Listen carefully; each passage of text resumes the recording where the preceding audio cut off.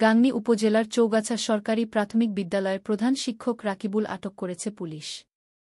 শনিবার দুপুরে মেহেরপুর জেলার গাংনী উপজেলার চৌগাছা সরকারি প্রাথমিক বিদ্যালয়ের প্রধান শিক্ষক রাকিবুল ইসলাম ৪-০-কে সন্ত্রাস বিরোধী আইনে গাংনী থানা পুলিশ আটক করেছে। এ ব্যাপারে গাংনী থানার অফিসার ইনচার্জ বানী ইসরায়েল জানান, চৌগাছা গ্রামের মৃত আজিমুদ্দিনের পুত্র রাকিবুল ইসলাম বর্তমান সরকারের ভাবমূর্তি ক্ষুণ্ণ করা সহ আইন শৃঙ্খলা পরিস্থিতির অবনতি ও ধ্বংসাত্মক কার্যকলাপ করার জন্য তার বিরুদ্ধে গাংনী থানায় একটি সন্ত্রাস বিরোধী আইনে মামলা রয়েছে, যার নং ১১৮-২০২৪ ধারা ২০০৯ সংশোধনী ২০১২ এর সন্ত্রাস বিরোধী আইন এর ৬-২-৭-৫-৭-৬ ক ৭ খ ১০১১১২13 ধারা।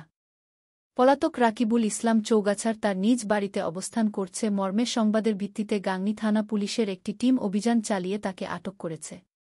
তাকে মেহেরপুর আদালতে প্রেরণ করা হয়েছে।